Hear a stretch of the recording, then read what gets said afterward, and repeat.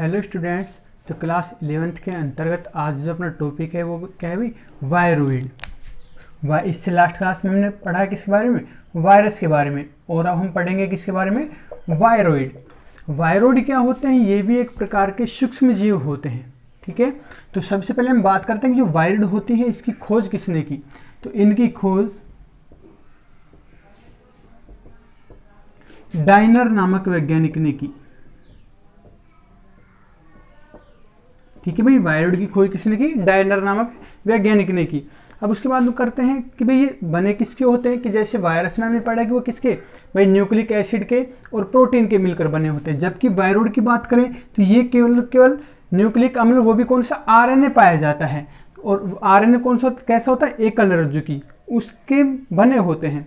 ठीक है, तो ये एकल रज्जु की, भाई आरएनए कैसा होता है, सिंगल स्ट्रैंड। हमने बताया था कि भाई इस प्रकार का पाया जाता है। कैसा होता है ये, सिंगल स्ट्रैंडेड आरएनए होता है। तो ये एकल रज्जु की आरएनए वाले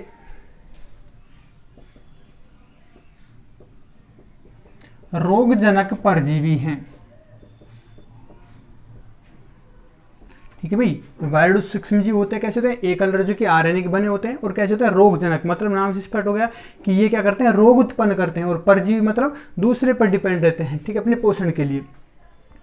तो इनमें जो आरएन, जो न्यूक्लिक अम्ल आरएनए होता है, कैसा होता है, अत्यधिक क्या होता है, अणुभार वाला होता है।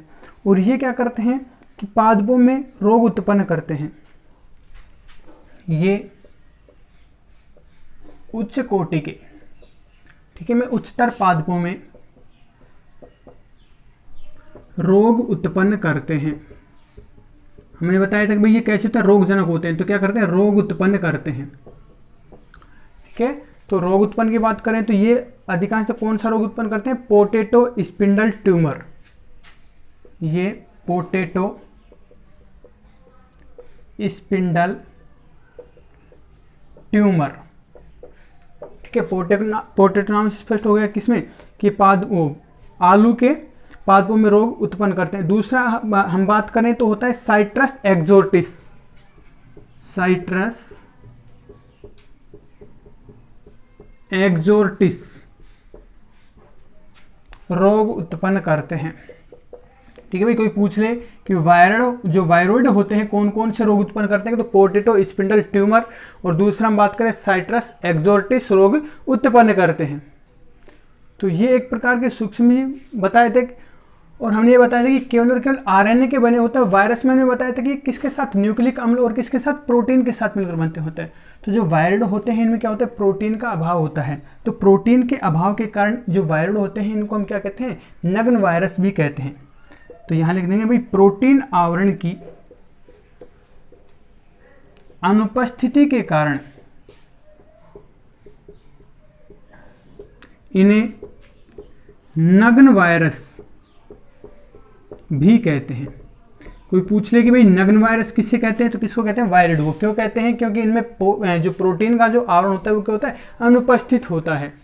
और अभी तक जितने भी जो वायरोइड की जो डिस्कवरी हुई वो सभी क्या करते हैं, केवल और केवल पादपों में ही क्या करते हैं, रोग उत्पन्न करते हैं। तो ये था अपना टॉपिक वायरोइड के बारे में। नेक्स्ट अपना जो टॉपिक रहेगा वो है क्या है, प्रियोन। नेक्स्ट अपना टॉपिक क्या है, प्रियोन। अब हम यहाँ पर बात करेंगे भाई प्रियोन क्या होती है। ये भी एक प्रकार के क्या होते हैं, सूक्ष्म जीव होते हैं। और इनकी खोज की बात करें तो प्रियोन्स की खोज, इनकी खोज 3 वैज्ञानिकों ने, किस किस ने, एल्पर, हैग व क्लार्क नामक वैज्ञानिक ने की।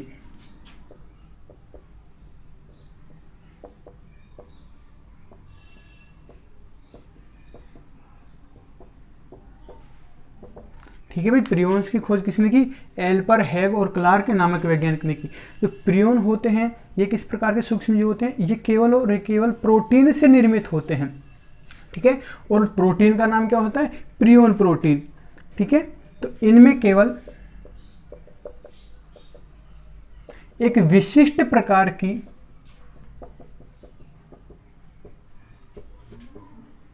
क्या पाई जाती है, प्रोटीन पाई जाती है,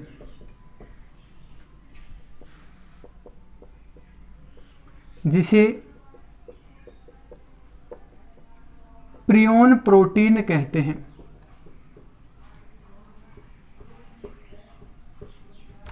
ठीक है भाई, वायरोइड में हमने पढ़ा कि वो केवल किससे बने होते हैं, न्यूक्लिक अम्ल से बने होते हैं। जब प्रियोन की बात करें, ये केवल और केवल किससे बने होते हैं, प्रोटीन से मिलकर बने होते हैं। उस प्रोटीन को क्या कहते हैं, प्रियोन प्रोटीन कहते हैं, कि मतलब इसमें न्यूक्लिक अम्ल वगैरह नहीं पाए जाते। तो हम यहाँ पर लिख सकते हैं कि भाई इनमें क्या होता है, न्यूक्लिक अम्ल का अभाव होता है। इनमें न्यूक्लिक अम्ल की बात करें तो क्या, डीएनए या आरएनए, या हम ये भी कह सकते हैं कि आनुवंशिक पदार्थ का क्या होता है, अभाव होता है।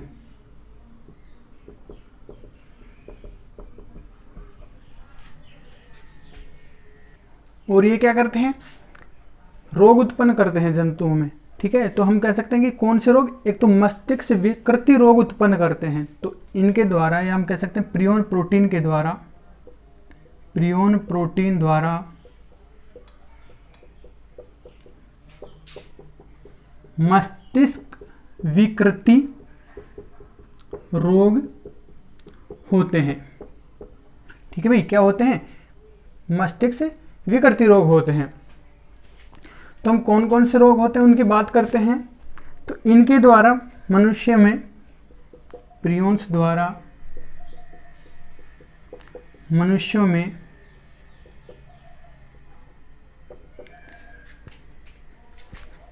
क्रेयूटज-फेल्ट-जेकब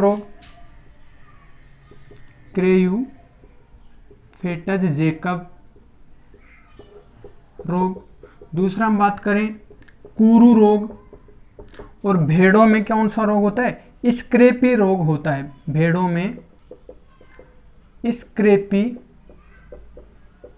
रोग होता है। तो मनुष्य में कौन सा होता है, क्रेयूटज-फेल्ट-जेकब रोग। ठीक है भाई, तो प्रियोन्स केवल और केवल किससे निर्मित होते हैं, प्रोटीन के द्वारा। कौन से प्रोटीन के द्वारा, प्रियोन के द्वारा। इनमें न्यूक्लिक अम्ल का अभाव होता है, और इनके द्वारा क्या होता है, मस्तिष्क विकृति रोग होते हैं। कौन कौन से रोग होता है, मनुष्य में क्रेयूटज-फेल्ट-जेकब रोग होता है और कुरू रोग होता है। और भेड़ों की बात करें तो भेड़ों में कौन सा होता है, स्क्रेपी रोग होता है। तो ये था अपना प्रियोन का टॉपिक। लास्ट जो टॉपिक है वो अपना है लाइकेन। नेक्स्ट अपना टॉपिक है भाई लाइकेन। लाइकेन क्या होती है, एक सहजीवी के रूप में पाई थी। सहजीवी के रूप में किस किस से मिलकर बनी होती है लाइकेन, एक तो बनी होती है शैवाल से, दूसरी बनी होती है किसके, कवक से। तो दोनों का जो कॉम्बिनेशन होता है सहजीवी के रूप में पाए थे, जिसको हम क्या बोलते हैं, लाइकेन कहते हैं। ठीक है, तो नेक्स्ट अपना जो टॉपिक है भाई क्या है, लाइकेन। ये किसके रूप में पाई जाती है, सहजीवी के रूप में। अब इसका जो शैवाल वाला घटक होता है, हमने बताया तो किस किस से मिलकर बनी होती है, शैवाल और कवक से मिलकर बनी होती है। दोनों क्या कहलाती है, लाइकेन। ठीक है, जब आपस में मिलते हैं तो क्या कहलाती है, लाइकेन। उसके बाद हम बात करें जो शैवाल वाला जो भाग होता है उसको हम क्या बोलते हैं, फाइकोबायोन्ट। कि भाई शैवालों का जो अध्ययन होता है क्या कहलाता है, फाइकोलॉजी। तो वहां से शब्द आया फाइको, और जिस भाग में लाइकेन के जिस भाग में शैवाल प्रेजेंट होती है वो क्या कहलाता है, फाइकोबायोन्ट कहलाता है। और जिस भाग में कवक उपस्थित होती है उसको हम बोलते हैं माइकोबायोन्ट। मतलब कि भाई जो कवक का अध्ययन किया जाता है वो क्या कहलाता है, शाखा, माइकोबायोलॉजी। वहां से क्या है, माइको शब्द आया। और लाइकेन के जिस भाग में कवक उपस्थित होती है वो क्या कहलाती है, माइकोबायोन्ट कहलाती है। तो ये जब दोनों आपस में मिलते हैं तो क्या बनाते हैं, लाइकेन बनाते हैं। अब उसके बाद ये जो हम बात करेंगे ये स्वपोषी और परपोषी होती है। ठीक है, कि भाई शैवाल तो कैसी होती है, स्वपोषी होती है, इनमें क्लोरोफिल पाया जाता है, अपना भोजन स्वयं बनाती है। जबकि जो कवक होती है दूसरे पर निर्भर रहती है। तो जो लाइकेन होती है कैसी होती है, स्वपोषी भी होती है और परपोषी भी होती है। यहाँ तक क्लियर है। तो यहाँ हम पढ़ेंगे भाई जो लाइकेन होती है उसके बारे में। तो लाइकेन होती है जो किस किस से, शैवाल व कवक से मिलकर बनी होती है। ठीक है, जो किसके रूप में पाई जाती है, सहजीवी के रूप में पाई जाती है। जो सहजीवी के रूप में पाई जाती है। सहजीवी का मतलब क्या होता है, सिम्बायोसिस। मतलब ये क्या करते हैं, साथ साथ रहती हैं। ठीक है, अपना जो जीवन यापन कैसे करती है, साथ साथ करती है। तो इनके जो शैवाल घटक होता है उसको क्या कहते हैं, अभी बताया था शैवाल घटक को हम कहते हैं फाइकोबायोंट, तो इनके शैवाल घटक को फाइकोबायोंट एवं जो कवक घटक होता है उसको क्या कहते हैं, कवक घटक को माइकोबायोंट कहते हैं। ठीक है भाई, शैवाल घटक फाइकोबायोंट और जो कवक घटक होता है क्या कहलाता है, माइकोबायोंट कहलाता है। तो पोषण के आधार पर हमने बताया था कि ये लाइगेन होती है कैसी होती है, स्वपोषी व परपोषी होती हैं। ठीक है, अब हम बात करेंगे ये सहजीवन कैसे दर्शाती हैं। तो जो शैवाल होती है इनको क्या कराती है, भोजन उपलब्ध कराती है। तो जो शैवाल होता है किसको भोजन उपलब्ध कराता है, कवक को। शैवाल कवक को भोजन उपलब्ध कराती है, बदले में जो कवक होती है वो उनको क्या देती है, आश्रय देती है, तथा जो कवक होती है शैवाल को क्या देती है, आश्रय देती है।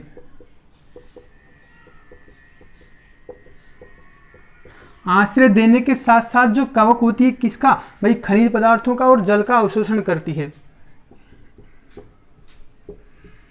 खनिज पदार्थों का व जल का अवशोषण करती है और किसको, कवक को शैवाल को उपलब्ध कराती है।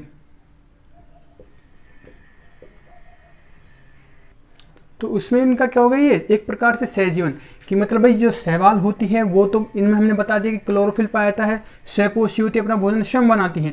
तो ये तो क्या करती है, कवक को क्या करा देती है, भोजन उपलब्ध कराती है। बदले में कवक क्या करती है, जो कवक होती है शैवाल को क्या देती है, आश्रय देती है, और उसके साथ साथ जो शैवाल को क्या विभिन्न प्रकार के खनिज पदार्थों का और जल का जो अवशोषण करके किसको, शैवाल को प्रोवाइड कराती है। इस प्रकार से इन दोनों का क्या होता है, सहजीवन चलता रहता है। तो इस प्रकार के जो संबंध को हम क्या कहते हैं, सहजीवन संबंध। और इस प्रकार जो शैवाल और जो कवक मिलती है वो क्या कहलाती है, लाइकेन कहलाती है। इस प्रकार जो हमारा जो लेसन सेकेंड है जो कंप्लीट हो चुका है।